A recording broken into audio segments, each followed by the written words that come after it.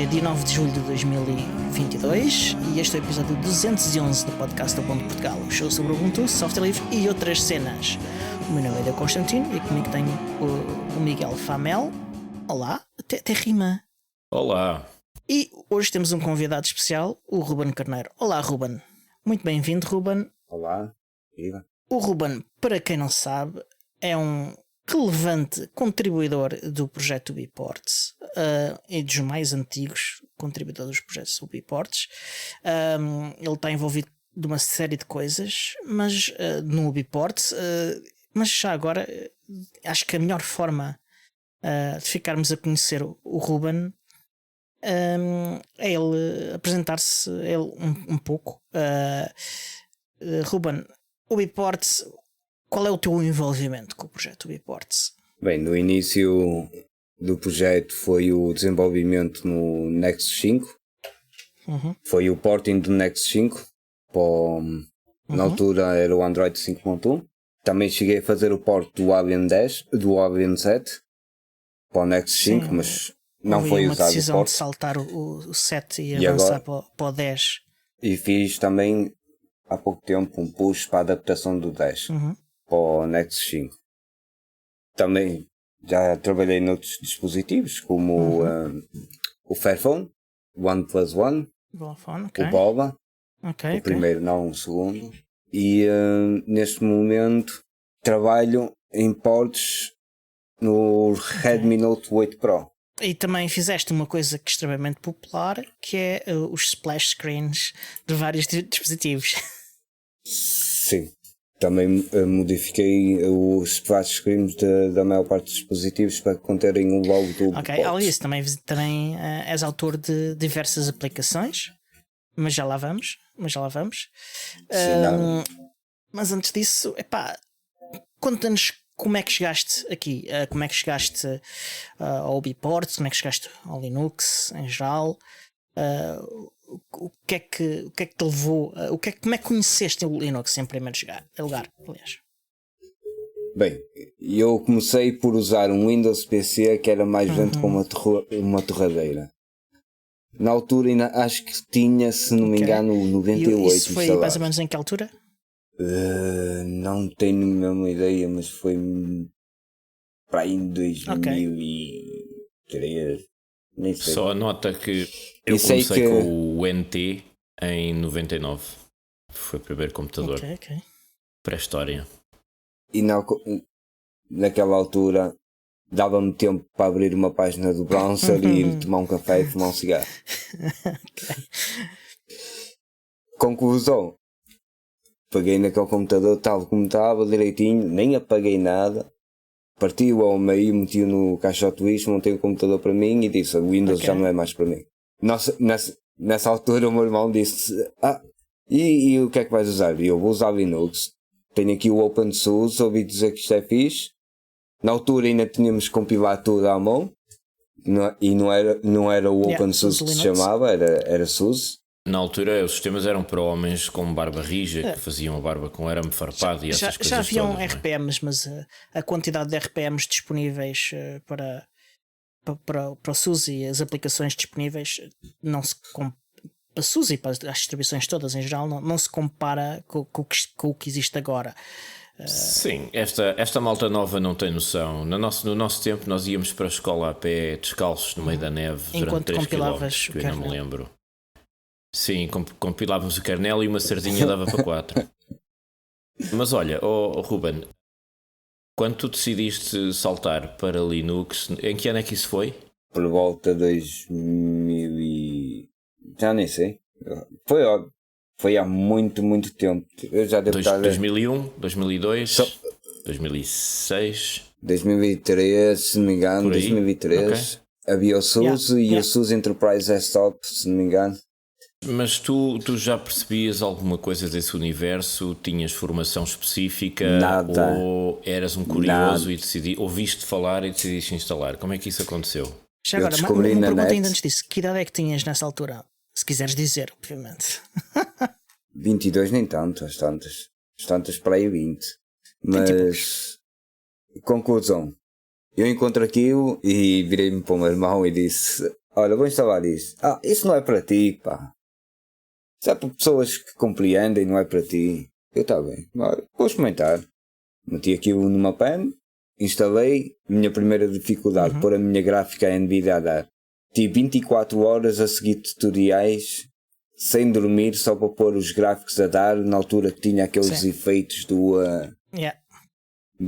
Compis, não era o Compis, era o XGL, tudo direitinho a dar, no dia seguinte mostrar ao meu irmão pelo Skype, ele a ver aquilo, tudo direitinho. Ele aí, como é que fizeste isso? Eu, disseste que não era para mim, eu esforcei-me para ser para mim. Agora está tudo a funcionar. Funcionava tudo impecável, a partir daí andei um bocado em distro hopping. O que é que experimentaste? Passado uma distro para o distro. Okay. Depois do SUSE fui para o Debian. Andei no Debian um bom tempo. Passei para a Fedora. Voltei para o Debian.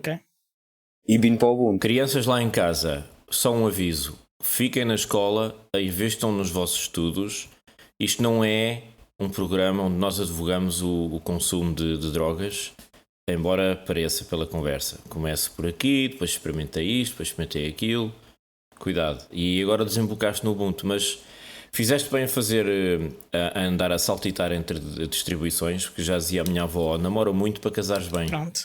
E portanto é por aí. Não há nada como experimentar as outras distros para perceber o que é que tu gostas e o que é que não gostas. Curiosamente eu não experimentei assim tantas distribuições. Eu comecei... Sim, tu és daqueles que namora com a mesma pessoa desde o liceu, não é? E depois casam para o resto da vida. Não, a primeira distribuição que usei foi Red Hat Linux. Ainda nem havia Red Hat Enterprise, nem havia Fedora, não havia nada dessas coisas. Usei Red Hat Linux. Depois, quando acabou o Red Hat e passou a existir o Fedora, mudei para Debian. E depois de Debian mudei para o Ubuntu. Houve uma altura que usava os dois em paralelo, mas sim, depois mudei para o Ubuntu e por cá fiquei. Então, mas Ruben, tu quando chegaste ao Ubuntu, tu neste momento és utilizador de Ubuntu de forma regular? Continuas a usar outras distribuições? Sim. Não, o Ubuntu é o que eu uso no meu desktop para desenvolvimento. Para me sentir mais à vontade e tudo, por exemplo, instalei no meu laptop o Arch. Queria aprender um bocado como é que funciona o Arch e ver até que ponto é que podemos ir. Sem dúvida, o Arch é muito bom. Até em gerenciamento de pacotes, da forma como a gente obtém os pacotes, ele compila na mesma para a tua máquina como a gente fazia antigamente. Nós usávamos muito ponto configure, ponto install. E o make and install também é bom, mas não tão estável como o...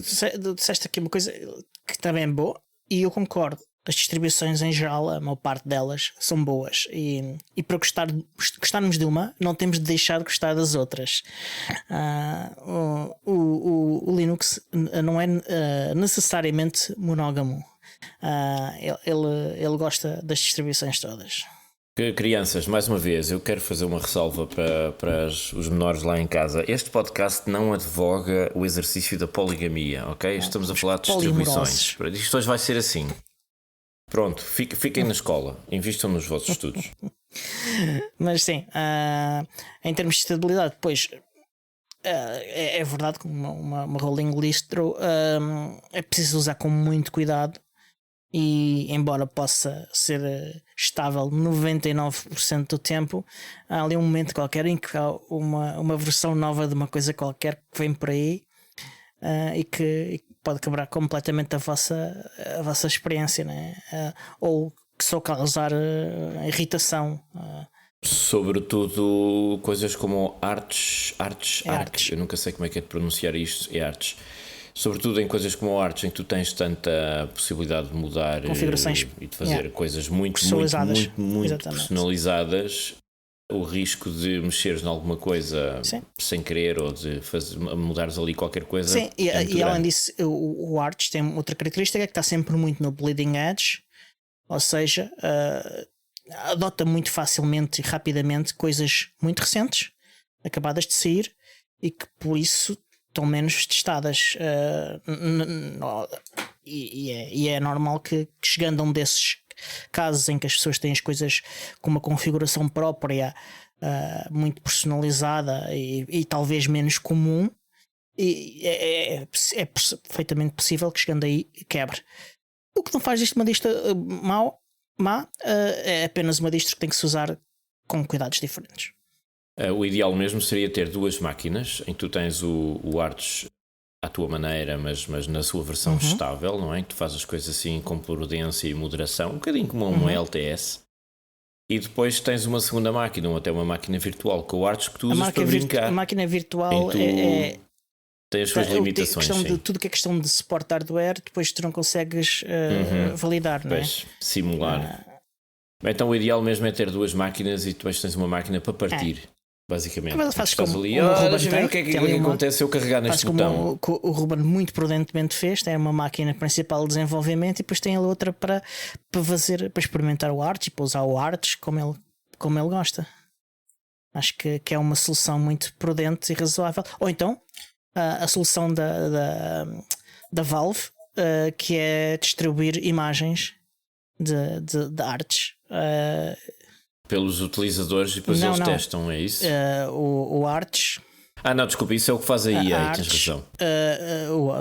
A Valve distribui o Arch como uma imagem que está read-only, e no Steam.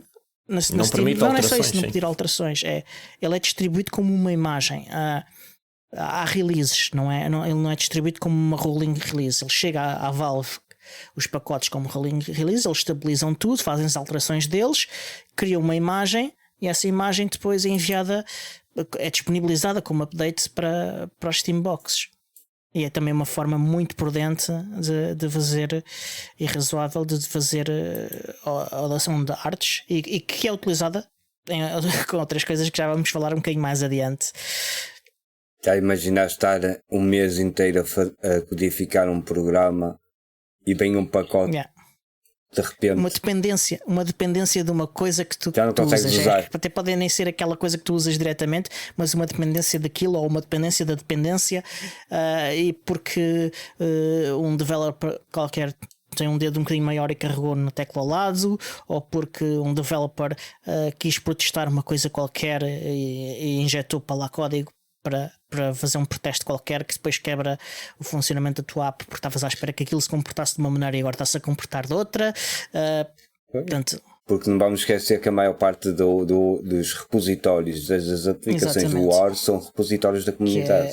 Sim, eles têm os próprios repositórios do Arch, mas a grande vantagem ou a grande característica do Arch é o Arch User Repository, precisamente, que tem uma série de pacotes criados por elementos da comunidade, elementos anónimos da comunidade, que vocês podem procurar usando o Pacman. Sim, sim. Então o Pacman permite procurar. Acho que é o Pacman. E encontrar os repositórios dos utilizadores da comunidade e vocês escolhem utilizar aquele repositório para instalar software. Lá tiver software, alguns têm mais coisas, outros têm menos coisas, e ali há alguns desses membros da comunidade têm mais cuidado, outros têm menos cuidado. Portanto, há aqui uma certa componente social e de sorte e de azar na utilização destes repositórios. Portanto, é um bocadinho como PPAs, mas a uma escala extrema, vá. Ou seja, sofres os mesmos problemas que sofrem as grandes empresas, só que é só tu. Basicamente é isso. As grandes empresas, quando têm problemas desses, resolvem isso com um telefonema para Bombaim. Mais ou menos. Onde estão centenas de engenheiros pagos abaixo do salário mínimo para resolver essas situações. Ninguém está a falar aqui da Microloft. Não sei do que é que estás a falar, não conheço essa marca. É uma marca registada, sem dúvida. Sempre que a gente liga para suporte, para dizer qual é o código 4003, a gente é atendido, nunca é por um americano, por mais que estejas a ligar para a América. Isso é outra questão. Ok, então já vimos que tu utilizas várias distros. E o Ubiports, como é que encontraste o Ubiports? Ou já andavas a pensar em fazer. Estavas interessado no tema de usar Linux no smartphone antes disso ou não? Como é que encontraste o Ubiports? Encontrei o Ubiports exatamente a pensar e se houvesse outra coisa sem ser Android para usar no telemóvel. E andei à procura, na altura havia também outros projetos que não existem hoje. O Sailfish? Não? O Sailfish? Não, na altura não havia Sailfish, acho. Havia Sailfish, mas também estava no início. PMOS. Postmarket OS. O Postmarket OS. Ok. No Android, o que é que te levou a. O que é que causou que esse teu pensamento da ideia de utilizar outra coisa? Foi simplesmente curiosidade ou havia qualquer coisa no Android que te levou a pensar sobre isso? Havia uma coisa que eu não acho certo, que é porque é que tu compras um telemóvel que saiu em 2019, como eu tenho aqui este Redmi, que saiu em 2019 e tu estás em 2022 ele já está já fora da fim linha de suporte. Com tanto potencial que ele tem, com 8 CPUs, com 6 GB de RAM, com 128 GB de espaço de armazenamento interno. Porque é que um dispositivo deste tem que ser deitado ao lixo? Pois é um bocado estranho, não é?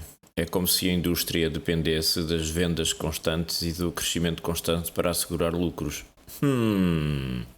Mas de facto é absurdo. Esse telefone tem mais capacidade de processamento do que alguns computadores que eu tenho aqui. Pixel. Porque os efeitos. Não consegues ver porque. Esse é o 3? Pixel 3A. Um bom telefone também. É o mesmo problema. É um problema para quem usa outros dispositivos e que fica sem suporte ao fim de poucos anos. E além de não ter suporte técnico caso precise, também não tem atualizações de segurança, que são um requisito. Quer dizer, é óbvio que, e para quem ainda não tinha percebido cá em Portugal que isto é um problema, penso que este início de ano de 2022 demonstrou muito que não pode ser uma preocupação que nós deixemos para trás durante muito tempo, né? Não é algo que. E para não contar que há muita gente que compra telemóveis novos, deita o antigo fora, que cria uma grande vaga só a fazer isso. Imaginamos, toda a gente no mundo a fazer isso. Olha, se é um novo iPhone, vamos comprar um novo iPhone, vamos deitar o outro fora. O lixo eletrónico que é acumulado com isto é extremo. Eu tenho aqui um Meizu MX4 que restaurei-o todo só para me deitar-o fora. Está todo restaurado, mandei vir as peças de muitos sítios. Nice. Está todo restaurado e tem o Ubuntu. Nice. E depois a outra questão é que infelizmente os componentes e os materiais dos quais os componentes são feitos muitas vezes são raros. Aliás, neste momento os componentes ainda são mais raros porque temos uma falta de capacidade de os produzir. Aliás, já falámos aqui disto várias vezes neste podcast. Mas os próprios materiais são raros. A sua extração dos minérios tem diversos problemas, não só ambientais como sociais, e que cria uma enorme pressão de vários tipos pelo mundo todo. E então não é uma boa ideia estarmos constantemente a querer extrair mais desses produtos, a querer produzir mais desses componentes, porque está a prejudicar-nos a nós todos. Mas as empresas estão basicamente a obrigar-nos a fazer isso.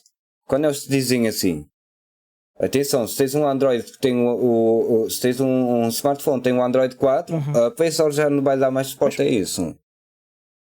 Vais ter que comprar um Android que suporte 5 ou para cima. Porque nós não vamos dar mais suporte a aplicações para Android 4. E aí a opção deles era fazer um porte de Android, de uma versão mais recente de Android para esse dispositivo, que eles não querem fazer porque já não vão vender mais dispositivos daqueles. Portanto, aqueles clientes já não são lucrativos para eles, e por isso eles não têm qualquer interesse em fazer um esforço que ainda é relevante de portar o Android para aquele dispositivo. E como tal, eu creio que é um problema para o qual sistemas operativos como o Ubuntu Touch, o Postmarket OS e outros podem contribuir para a sua resolução criando alternativas, mas que é um problema que na sua maioria eu creio que só se resolve com alterações à lei. Obrigar os fabricantes a suportar os dispositivos durante muitos mais anos, por lei, e a publicar o código-fonte caso eles não os queiram fazer.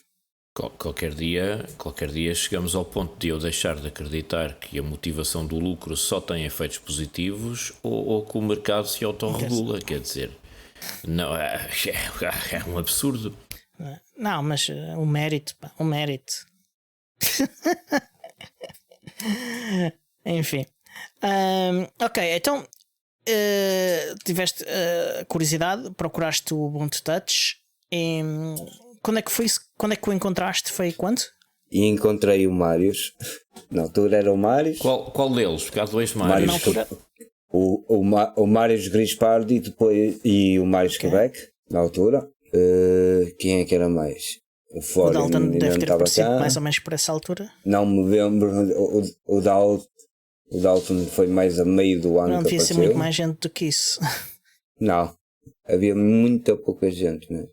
Era uma comunidade pequena, só depois é que se teve que evoluir para super grupos. Lá para 2018 ou coisa assim, porque eu também conheci o GripsGuard em novembro de 2016. Eu já conhecia o projeto antes, vagamente. Estava interessado nele porque não queria também usar Android e interessei-me pelo Fairphone e estava interessado em comprar um Fairphone e se ia comprar um dispositivo novo, queria que ele tivesse o Ubuntu Touch. Na altura eu já tinha um BQ 4.5, mas o Fairphone era mais interessante porque contribuía para a resolução ou pelo menos para o não agravamento em larga escala daqueles problemas que eu falei ainda agora, e vi que havia um esforço de porte do Ubuntu Touch para o Fairphone 2. Só que eu durante algum tempo não vi aquilo avançar ou não vi informação daquilo estar a avançar, e então estava no Ubucon Europe, estava eu, o Tiago Carrondo, o Tiago Policarpo, e eu vi uma pessoa passar com uma camisola do projeto Ubiports. Reconheci a camisola, aliás o logotipo que estava na camisola, e meti conversa e perguntei: olha, então, há novidades sobre o porte do Ubuntu Touch para o Fairphone 2? E a pessoa virou-se para mim, apontou: estás a ver aquele rapaz ali? Vai falar com ele. Espera aí. Então, tu foste capaz de identificar alguém que tinha alguma informação sobre o Ubiports graças a uma t-shirt que ele tinha vestida? Uma sweatshirt, com um hoodie, não sei o que ele tinha vestida, certo? Ou seja, não foi pelos autocolantes no computador, foi pela t-shirt o sweatshirt que ele tinha vestida. Ou seja, fica provado o meu ponto de um dos episódios passados. Não fica, não. Porque se eu tivesse visto aquela pessoa no dia seguinte e ela não tivesse aquele hoodie, eu teria encontrado pelos autocolantes. Falácias. Foi uma questão de sorte. Até que ele estava mesmo lá a fazer o display do Fairphone. Não só, mas sim. E então meti conversa com ele. Ele explicou-me em que estado é que aquilo estava. Entretanto, ele apresentou-me a mais pessoas que agora já não estão envolvidas com o projeto, e com patrocinadores e com mais malta. E foi assim que eu acabei por me envolver ativamente.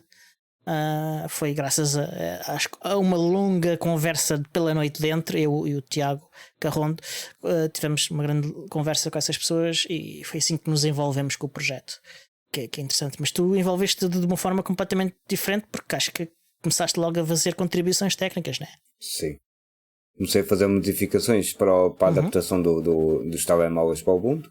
Depois veio aquela história do bug de uma linha. Foi engraçado, tens de contar essa. A do bug de uma linha que, se não me engano, era o display? Não, era já não lembro. Os LEDs? Não, era o áudio. Acho que era o áudio. E aquele bug já andava ali se não me engano, há um ano. Dava bastante tempo, sim. Se não era um ano, era muito próximo no Next. E eu cheguei lá e corrigi aquele bug, que era um bug de uma linha no DevRules. E ficou tudo a pensar corrigido. Como é que ninguém pensou nisto antes. foi muito engraçado. E ficou tudo corrigido.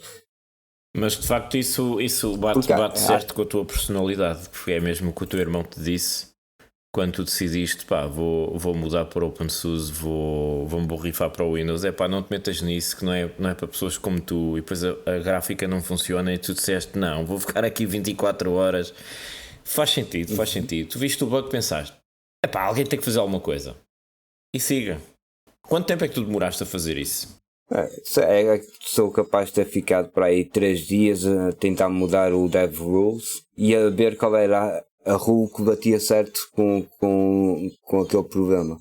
Porque nós podemos dar muitos tipos de... Nós podemos ir até mesmo aonde se extrai as rules todas do telemóvel e vai dizer que o áudio é System Audio e que as permissões são 660, por exemplo, ou 664. Mas não é verdade para o Ubuntu. Para o Ubuntu não é verdade. Porque nós estamos a dizer no DevRules, olha, isto tem estas permissões e quem pode rodá-lo é o System sobre áudio.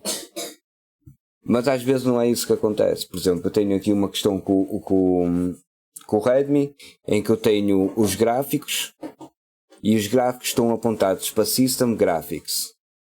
E quando eu vou lá ver e ele faz o boot, continua na mesma como root. Ok.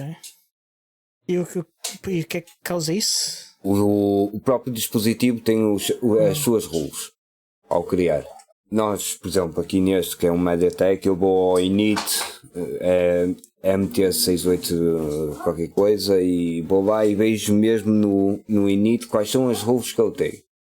E ele diz lá, por exemplo, no Dev Graphics FB0, que as rules que ele tem lá é root.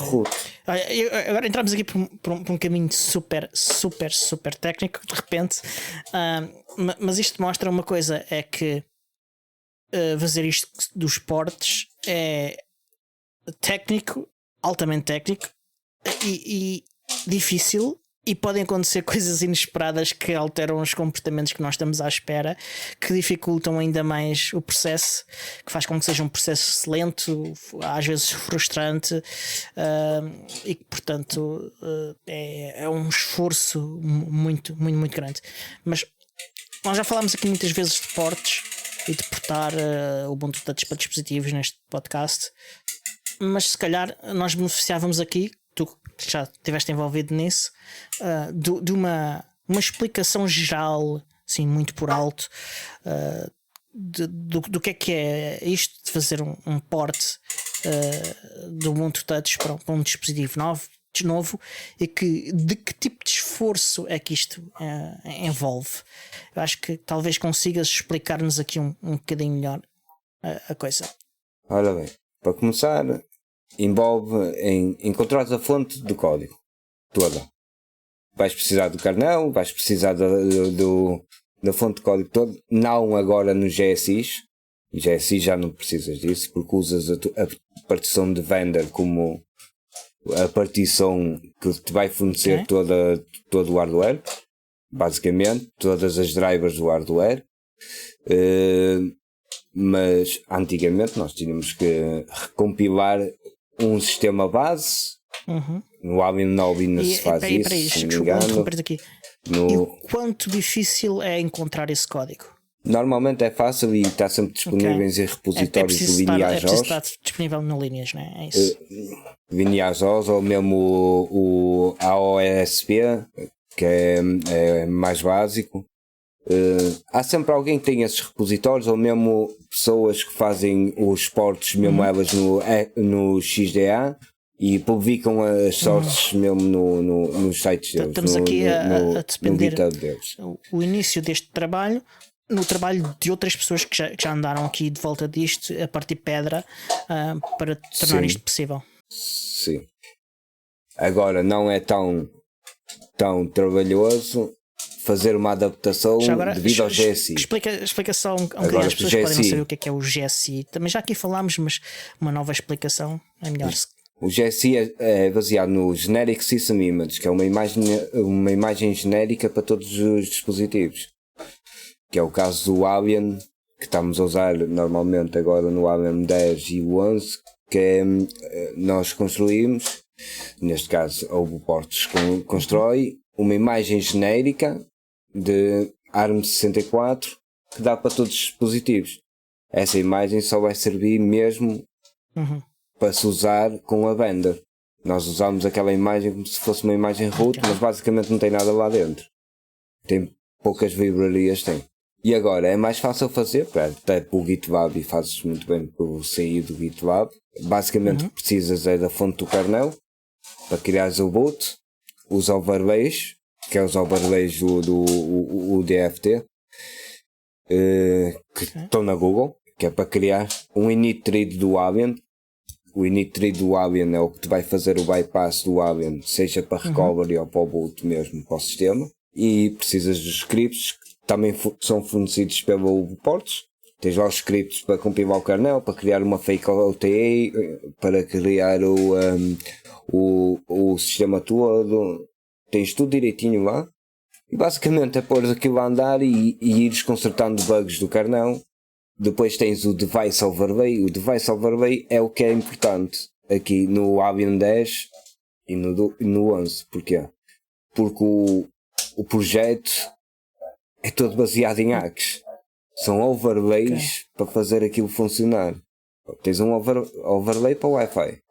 Tens um overlay para o Bluetooth. Já houve um problema há pouco tempo com o OnePlus 6T, que era o Blue Binder. Que a melhor solução é mesmo remover o script do Blue Binder. Tens overlays para criar, por exemplo, para montar e fazer overlays de livrarias mesmo para o Blender. Se quiseres fazer um overlay, uma sobreposição de uma livraria que modificaste para o Blender. E neste momento, por exemplo, se for MediaTek, a única maneira de mudar as livrarias é abrir isto num editor de X e mudar mesmo o código lá. Código fonte disponível. Pois. Isso é trabalhoso. É muito trabalhoso. E tem vindo a ficar mais, quando devia ser menos, que já é assim, está a ficar mais porque as pessoas chegam a um bloco e eu estou a ver muitos portos lá no portos que estão parados já há meses. Que as pessoas chegam ao muro, param ali e já não conseguem avançar. E eu, pelo menos, até agora, e atenção que este projeto do Redmi também foi a Nikita que começou, mas posso dizer, tem a câmera a funcionar, tem o áudio a funcionar, tem o Bluetooth a funcionar, tem o Wi-Fi a funcionar e mesmo com o Peer Mode, ou seja, posso chegar aqui ao Wireless Display e procurar dispositivos. Não vai conectar, mas dá para procurá-los, se eles aparecem. Tenho o SIM a funcionar, tenho o LTE a funcionar, tenho o SD card a funcionar, grava vídeos, reproduz vídeos. Tenho o rádio a funcionar já. Está no estado já bastante bonzinho. Tenho MTP e ADB. Tenho o Android. É promissor. Está a 4, 5 estrelas. Faltam algumas coisitas aqui, nomeadamente o output do display quando estás a usar o Mircast. Parece que ele não acerta na cor certa. E manda sempre o display como se fosse transparente. Ou seja, o português é preto. Sim, é um bocado aborrecido. Interagir com uma interface que é totalmente preta é capaz de ser um bocado difícil. Não dá. Creio que seja um problema nos formatos dos G-Streamers, não sei. Ou mesmo no formato dos codecs. É o mais provável. Isto foi ports, mas tu também fazes apps, não é? Também já fizeste diversas apps e mantens apps para o Ubuntu Touch. Que aplicações é que são? Fiz o web app do Skype, do GitHub, do GitLab. Eu posso dizer-te as apps todas que tu fizeste. Tenho aqui a lista à minha frente. Diz. Do web app, só do web apps, AliExpress, Instacart, Mixer, PayPal, Twitch, Uber Eats, Aftership, Discogs, GitLab, LiberaPay, Odyssey, Skype, Twitter, eBay, Facebook, Google+, Move-me, OLX Portugal, Steam, Uber, SNS24. E isto são só as web apps. Web App Amazon, e depois ainda há as apps nativas Chatter, GitHub, Bluetooth, File Transfer. Foi a minha salvação em algumas situações. Ou seja, essa aplicação faz transferências de transferências de ficheiros em Bluetooth, através de Bluetooth, que era uma coisa que o Biports não tinha. Nativamente não tem. Isto é tipo, é um dos desenvolvedores. Tu és um dos desenvolvedores mais profícuos do Ubiports. Como é que, eu pergunto-me como é que tens tempo livre para fazer isto tudo? É a minha única pergunta, porque é muita coisa. Não tenho. Não tenho. Vai estendo, não é? Se eu disser que há muitas coisas que eu tenho que deixar de lado para fazer o meu trabalho e não ter tempo mesmo para fazer isso, por exemplo, porque eu sei que há muitas dessas web apps que precisam de uma atualização e uma boa atualização. O Chatter não fui eu que desenvolvi. O Chatter era desenvolvido por outro developer, só que ele desistiu do projeto e eu mandei-lhe um e-mail se podia continuar o projeto dele. E ele disse que sim, que já não ia desenvolver mais, e aí sim é que eu peguei no Chatter e desenvolvi. Acho que até fiz a versão ARM64 para ficar compatível com os novos dispositivos. Essa é a magia do software livre. A app não ficou abandonada no caixote de lixo e agora as pessoas podem utilizá-la. É disso que se trata, é isto que no fundo nos move enquanto comunidade. Mesmo que neste caso é fixe que o Ruben tenha contactado o developer e que o developer tenha permitido, porque isso permite que a aplicação continue a usar o mesmo nome, continue a ser distribuída no mesmo sítio da App Store com o mesmo nome, facilita a vida a quem já tem a app, não tinha de mudar para outra app, não tinha, tinhas lá tudo. Mas mesmo que o developer não quisesse, o Ruben podia ter feito um fork e ter dado um nome diferente e posto na Store. Em vez do nome inglês de Chatter, podia dar-me um nome francês, Chaté. Pronto.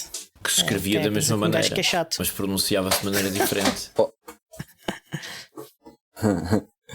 O mesmo com a aplicação de Bluetooth, e também mantive durante um tempo o Instagram. O Instagram, pois é. Eu tenho essa instalada algures. E agora que o Turan está de volta. Ok, fixe. E ele pode manter. Ok, obrigado por tudo isso, porque melhora a nossa vida, não é? Portanto, eu não sei se ouvem muitas vezes os developers, mas suspeito que não ouvem muitas vezes as pessoas dizerem obrigado, mas de facto estamos agradecidos por isso, por todo esse trabalho, porque é algo que provavelmente fazes por gosto, mas que também é algo que rouba parte do teu tempo com a tua família, por exemplo. E que é sempre uma coisa muito importante.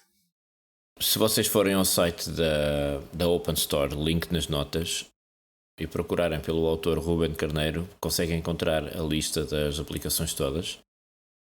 E, por exemplo, uma das mais populares, porque isto pode-se organizar por most popular, e portanto uma das mais populares é a do Twitch. Aparentemente é uma das aplicações que as pessoas usam mais, entre outras, não é? Esta lista é longa. Mas eu tenho uma curiosidade em relação ao desenvolvimento e ao trabalho que isto dá.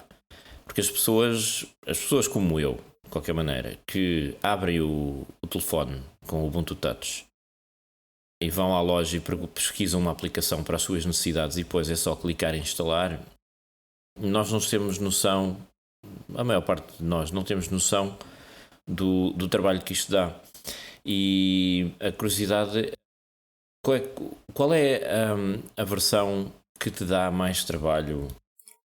Nestas aplicações todas é mais fácil, suponho eu, desenvolver uma web app ou uma app nativa? É como tu dizes, a atualização das web apps é problemática porque o serviço de onde tu tiras os dados para mostrar na web app pode mudar e muitas vezes tu nem sabes disso, não é? Porque quem quer que seja que mantenha, ou as empresas que mantenham o site, o ponto onde os dados estão, que depois é mostrado nas web apps, eles muitas vezes mudam os APIs, mudam as configurações e não avisam ninguém e depois nós andamos um bocado a correr atrás deles. O que é que tu achas que é mais difícil? É mais fácil para ti andar em cima das web apps ou desenhar uma web app e depois esperar que tudo funcione como deve ser? Ou é mais fácil fazer uma aplicação nativa ou ajudar a desenvolver uma aplicação nativa porque isso te dá mais controlo? Qual é a tua opinião sobre isto? Em caso de ser fácil ou difícil, a web app é sempre mais fácil. Porque ela já vai usar tudo o que usa o provedor, neste caso, ou o serviço. Neste caso, como se fosse o Twitter, ela já vai usar o que o Twitter vai usar. Porque basicamente uma web app é um wrapper para um site da web. Podes adicionar um botão, não digo que não, podes adicionar um botão para um tweet, um botão para retroceder, para fazer reload, podes assinar isso. Agora, eu gostava de ver mais apps que a gente precisa inativo. Pois, também eu. Gostava mais de developers de QML e de C++ ou Python. Eu por acaso estou a começar a gostar muito de Python e acho que estou a começar a gostar mais de Python que gosto de C.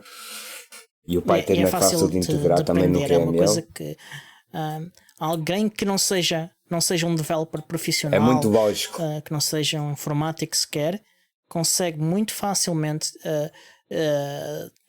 pegar no Python e começar a fazer desenvolvimento e muito rapidamente está a fazer algo útil e que faça, por exemplo, sentido no seu contexto. Alguém tem uma profissão qualquer e dava-lhe jeito de ter uma aplicação qualquer para fazer uma automação qualquer para essa pessoa ou para mostrar alguma informação e dar-lhe a oportunidade de interagir com essa informação de alguma forma.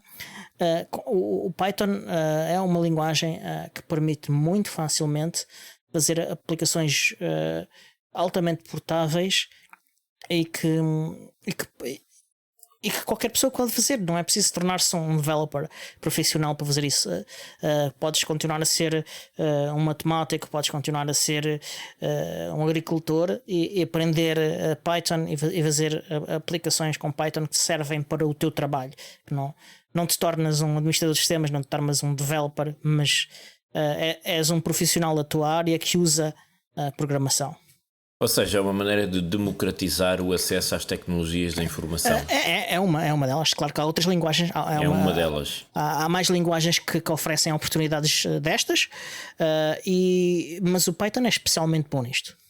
Sim, é uma ressalva a propósito do teu comentário. É uma coisa que eu digo sempre. Às vezes tu tens a impressão ao olhar para os conteúdos dos órgãos de comunicação social ou alguma propaganda governamental que sai cá para fora, de que uma sociedade da informação, o acesso às tecnologias de informação passa pela educação de consumidores de tecnologias de informação. Ou seja, os miúdos aprendem na escola a usar um determinado sistema operativo enquanto consumidores, habituam-se a trabalhar com ferramentas de escritório de uma determinada marca enquanto consumidores e que funcionam um bocadinho como as tabaqueiras. Fuma este primeiro cigarro que é grátis e depois ficas viciado para o resto da vida. E falha muito esta percepção do verdadeiro domínio das tecnologias de informação e da extração de riqueza que elas podem trazer a um país e à economia de uma sociedade. Passa por dar às pessoas ferramentas para que elas sejam também produtoras e desenvolvedoras das coisas, no sentido também de as ajudar na sua vida diária, não apenas porque depois tem-se a impressão.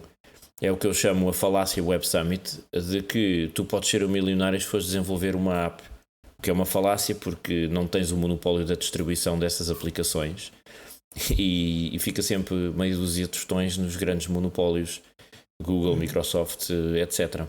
E então nós vivemos sempre nessa fantasia permanente, nessa mitologia Web Summit, Paddy Crossgrove, que qualquer pessoa que se ponha a desenvolver pode vir a ser um grande milionário. É completamente falso.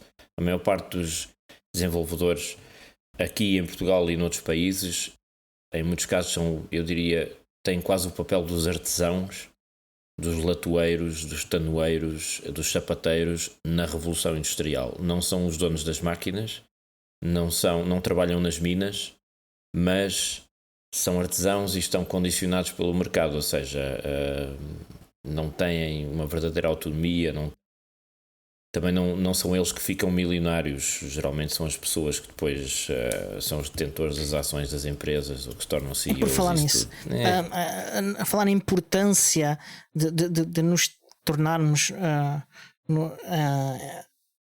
e de participarmos na definição da tecnologia, da forma como ela se utiliza, há um projeto super interessante em que o Ruben está envolvido. E que se baseia também no trabalho que o Biports fez, mas que o leva um pouco mais longe. Ruben, queres apresentar aqui um bocadinho esse outro projeto?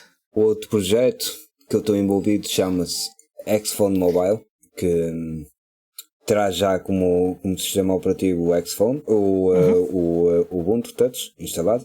O primeiro dispositivo, o Xphone, é baseado no Pixel 3a. O segundo, que é o Xphone Pro, é o Redmi Note 8 Pro. E o que a gente faz, fazemos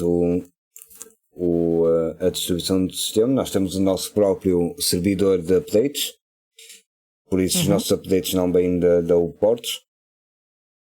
Nós temos o nosso System Image Server, que eu criei.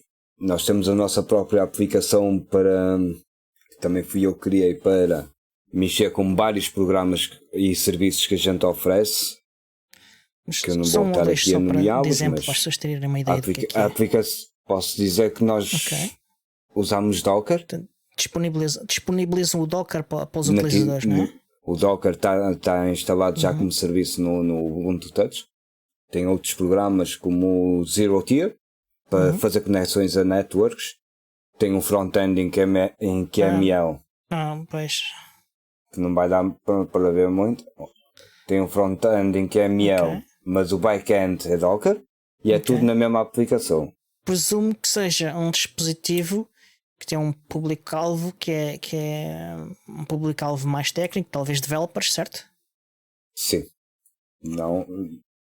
É mais para developers e grandes empresas, porque isto não está a ser vendido só como um telemóvel, está a ser vendido como um computador e como um server.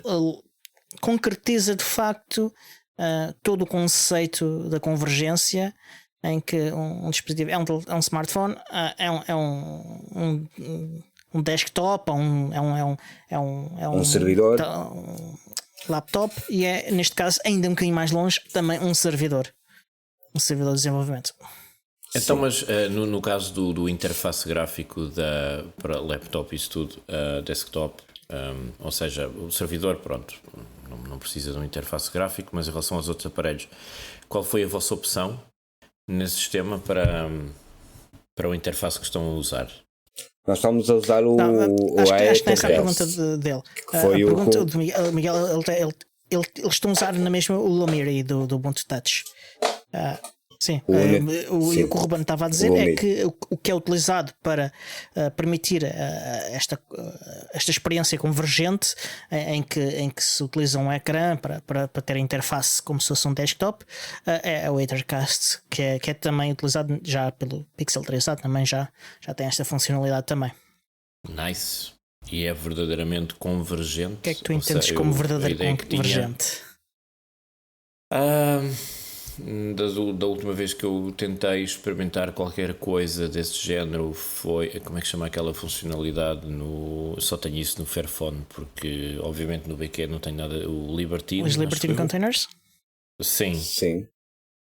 Os Libertine Containers não têm tanto a ver com convergência. Os Libertine Containers são um hack para sim, exatamente, uma coisa improvisada para poder usar algumas aplicações ditas. Sim, mas isso é precisamente o que não é convergência, porque a convergência tem a ver com a utilização de aplicações que funcionam quer em desktop, quer em modo de smartphone. São aplicações que se adaptam automaticamente. Essas precisamente são aplicações que não se adaptam de todo e que daí que tenham essa experiência de utilização que é inferior. Exato, pronto, daí obrigado pelo esclarecimento, mas daí a pergunta, os resultados até agora é uma boa experiência de convergência, ou seja, funciona tudo bastante bem em todas as espécies de interface, ou ainda sentem algumas limitações, ou ainda há ali coisas que precisam de ser desenvolvidas para que isso aconteça de forma perfeita, vamos dizer. Bem, perfeita é impossível. Eu vou dizer assim, em termos de convergência, a convergência morreu. Choque. Porque é assim, as apps em QML já não se adaptam. Porque a maior parte das apps já não foram feitas exatamente com a API que a Canonical mandou. E as que foram atualizadas pelo novo Qt não adaptam. Ou seja, embora tu mandes a imagem em 1920 por 1080, quando tu vais abrir o telefone, em vez de mostrar duas janelas, uma com as chamadas feitas ou recebidas e outra com o dialpad, não, só te vai mostrar um enorme dialpad no ecrã.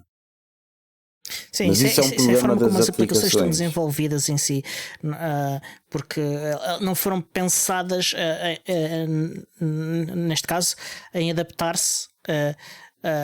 Elas escalam e o Qt permite, e o QML permite que elas escalem a diferentes ecrãs e diferentes form factors de ecrãs, mas ainda assim, quando o developer desenvolve uma aplicação, ele tem de pensar o que é mostrado no ecrã quando ele está com uma dimensão de um smartphone e o que é que ele mostra no ecrã quando tem um tablet de 10 polegadas ou o que é que está num ecrã de 4K.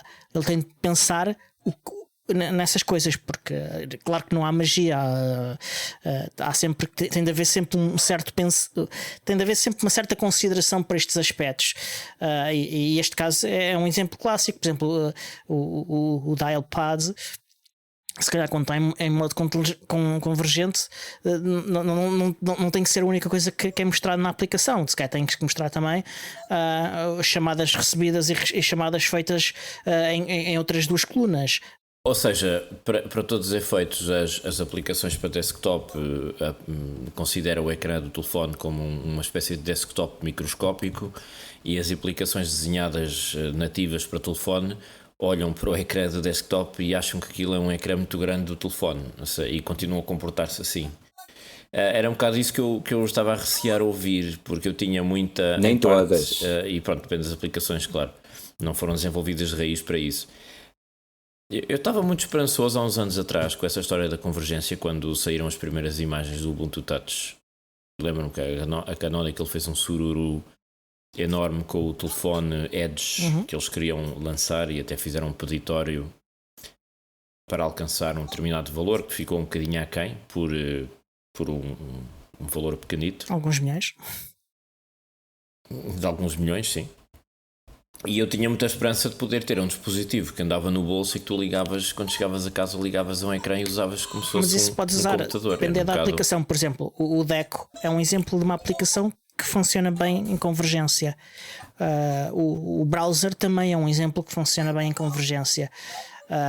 Depende muito do trabalho que o developer teve a considerar este use case.